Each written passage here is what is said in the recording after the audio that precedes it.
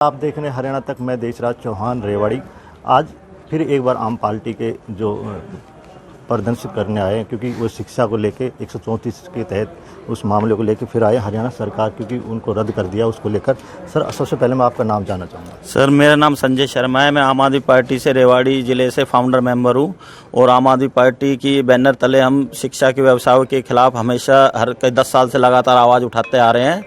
और इसके लिए हमने यही मांग की है कि भाई हर साल एक तो ये प्राइवेट स्कूल फीस बढ़ा देते हैं, सरप्लस करोड़ रुपए फंड होने के बावजूद भी।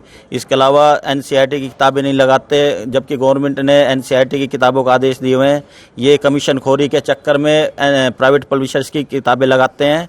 और इतना ही नहीं, घर में अगर 2-3 बच्चे हैं तो 10-12 हज़ार की बुक्स आएंगी, वो अगले साल बदल भी देते हैं। ये भी नहीं कि कम से कम अगले साल छोटे बहन भाइयों के काम आ जाए, चलो कोई बात नहीं, हर साल बदल देंगे। उसमें क्या करेंगे, उसमें बी फॉर बैट है, अगली में बी फॉर बॉल कर देंगे, बस। और कुछ नहीं है, इनका मकसद कमीशन खोरी है और कुछ नहीं है।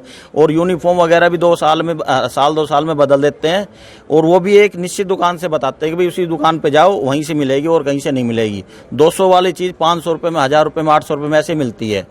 तो एक कमीशन खोरी का शिक्षा का पूरी तरह से व्यावसायीकरण कर दिया है।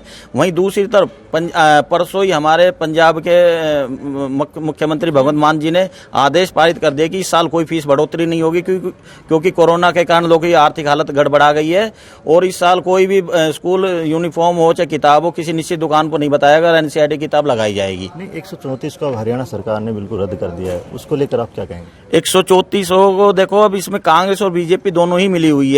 जब शुरू में 134 नियम लागू हुआ तो उस समय 25% बीपीएल गरीब परिवारों की सीटें आरक्षित की गई थी, लेकिन कांग्रेस ने, हुड्डा सरकार ने उसको 25% से घटाकर 10% कर दिया। वो 10% भी नहीं हुआ और बीजेपी वालों के 10% भी बर्दाश्त नहीं हुआ, उन्होंने पूरा ही खत्म कर दिया। और अब प्राइवेट स्कूलों से कई पेरेंट्स के पास फोन आ रहे हैं, वो कह रहे हैं कि हम पुराने जो बच्चे एडमिशन ले चुके थे 134 से 2-4-5 साल से पढ़ रहे हैं, उनको हम खत्म करके फीस से देनी पड़ी, उनको नए फ्रेशर बच्चों की तरह चार्ज लिया जाएगा जैसे और बच्चों से ले रहे हैं। तो हम ये सरकार से यही मांग करते हैं कि कम से कम पुराने बच्चों से कोई चार्ज ना लिया जाए, उनको 134 तक जहां तक वो स्कूल उसको सुविधा मिलनी चाहिए। और सरकार से मांग करते हैं कि 134 को दोबारा पुनर्विचार करके लागू करो और इनको प्राइवेट स्कूलों की जो लूट है, व्यवसायीकरण हो, शिक्षा का व्यापार बना दिया है, इस पे अंकुश लगाया जाए दिल्ली सरकार और पंजाब सरकार की तर्ज पर। आज किस को जो किसके नाम से आपने ज्ञापन दिया है? देखिए, ज्ञापन सबसे पहले तो मुख्यमंत्री जो हरियाणा सरकार है उनको दिया गया है, सिर्फ यही लेकर के कि जो 134A हटा दी गई है हरियाणा शिक्षा अधिनियम की धारा 134A को, जिसकी वजह से जो गरीब लोग हैं, जो प्राइवेट स्कूलों के अंदर 10% जो सीट होती थी, उनका बेनिफिट अब उन्हें नहीं मिल पाएगा। दूसरा, अब गाज उन पर भी गिरने वाली है जो 75,000 बच्चे पूरे हरियाणा के अंदर पढ़ रहे हैं। और वो बच्चे जो है, अब उनको या तो उनसे फीस चार्ज की जाएगी या उनको ट्रांसपोर्ट की सुविधा ना देकर और कई तरह के हथकंडे अपनाकर उन्हें परेशान किया जाएगा ताकि वो स्कूल छोड़कर चले जाए। अगर स्कूल में रहना है तो उन्होंने फीस देनी पड़ेगी। ये सरासर सरकार की मिली हुई भगत है। सरकार ने जो है माननीय हाईकोर्ट के अंदर अपना पक्ष बहुत कमजोर रखा, जिसकी वजह से आज 134A के तहत बच्चों को ये सुविधा नहीं मिल पा रही है। गरीब लोग आज अपने बच्चों को नहीं पढ़ा पा रहे हैं। आज समाज के ऊपर दोहरी मार पड़ रही है। एक तरफ तो प्राइवेट स्कूलों को पनपाया जा रहा है, दूसरी तरफ सरकारी स्कूलों को पूरी तरह से खत्म कर दिया गया है। आज सरकारी स्कूलों से पूरी तरह से जनता का विश्वास उठ गया है। मेरा सरकार से कहने का एक ये रिक्वेस्ट है, गुजारिश है कि इस बार हरियाणा के सभी स्कूलों के अंदर सांस्कृतिक शिक्षा मॉडल के तहत CBSE इंग्लिश मीडियम को लागू किया जाए, ताकि जो गांव के लोग हैं अपने बच्चों को सरकारी स्कूलों में पढ़ाया जाए। स्कूलों के अंदर ऑनलाइन क्लासेज जो क्लासेज होंगी वो पूरी तरह से पेरेंट्स के फ़ोन से अटैच हों, ताकि लोग देख सके कि हमारा बच्चा कहाँ बैठा और कहाँ पढ़ रहा है। और स्कूल लाइव क्लासेज चलनी चाहिए, और ताकि उससे पता चल जाए कि टीचर पढ़ा रहा है कि नहीं पढ़ा रहा है। और लास्ट में मेरा यही कहना है कि जो बच्चे जिनको एडमिशन 134A के तहत होना था, उनको फिर से दिलाया जाए। सरकार ऐसी फिर से जनहितैषी नियम बनाए। और लास्ट में यही कहूँगा, जो 75,000 बच्चे, जो बाकी बच्चे पहली क्लास से लेकर 12वीं क्लास तक बच्चे पढ़ रहे हैं, उन बच्चों को के साथ कोई छेड़खानी ना की जाए, उन बच्चों को स्कूल से ना निकाला जाए। और भी हमारे साथ लोग हैं, उनसे भी हम बात करेंगे।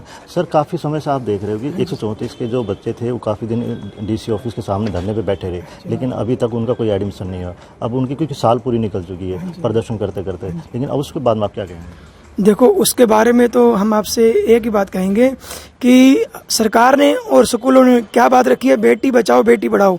ये मुद्दा मैंने पहले भी रखा था और दोबारा भी रख रहा हूँ। स्कूलों की बसों के पीछे लिखा होता है बेटी बचाओ और बेटी पढ़ाओ, लेकिन कोई भी स्कूल ये नहीं कहता कि बेटी आप बचाओ, पढ़ाएंगे हम। वो क्या करेंगे जी, एक बार तो जैसे कैसे आपके बच्चे को एडजस्ट कर देंगे, उसके बाद पहले एक तरफ उन्होंने क्या करा जी, एनुअल चार्ज खत्म कर दिया, दूसरा फीस में डिवाइड कर दिया। तो आपने बेटी बचाओ या बेटी पढ़ाओ वाला सिस्टम रखा है या बिजनेस वाला बिजनेस वो रखा, तो उसको बिजनेस ना बनाया जाए, उसको सरस्वती का ज्ञान दिया जाए। सरस्वती का ज्ञान का मतलब है कि हम बेटी को पढ़ाएं, देश आगे बढ़ाएं। ऐसे हमारा देश नहीं बढ़ेगा, देश तो पीछे रह रहे हैं, परिवार और पीछे हो जाएगा। तो सरकार से और स्कूल से हमें ये गुजारिश है कि बेटी की तरफ भी ध्यान जो कहा गया था वो ध्यान दें। आपकी जो पार्टी अभी आगे क्या कदम उठाएगी इसको लेकर लगातार? ये हम हर विधानसभा में हर जिले स्तर पर जोरदार प्रदर्शन करेंगे।